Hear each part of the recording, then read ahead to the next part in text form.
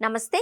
మాజీ అధ్యక్షుడు Bashar al Asad దేశం నుంచి పారిపోవడంతో సిరియాను అదును చూసి ఇజ్రాయెల్ దెబ్బకొట్టింది. గడిచిన 48 గంటల్లో అక్కడి వ్యూహాత్మక మిలిటరీ స్థావరాలపై 400 కంటే ఎక్కువ సార్లు దాడులు చేసినట్లు ఇజ్రాయెల్ ప్రకటించింది. దీంతో సిరియాలో ఉద్రిక్త పరిస్థితులు నెలకొన్నాయి. 24 ఏళ్లుగా సిరియా అధ్యక్ష పదవిలో ఉన్న బషర్ అల్ అసద్ పాలనకు ముగింపు పలికారు.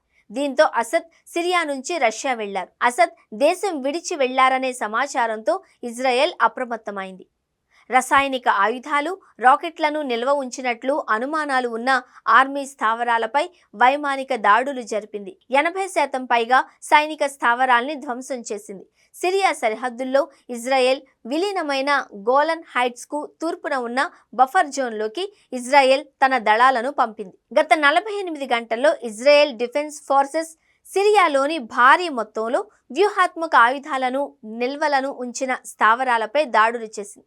వాటిని తీవ్రవాదుల చేతుల్లో పడకుండా నిరోధించాము అని ఇజ్రాయెల్ ఆర్మీ ప్రకటించింది.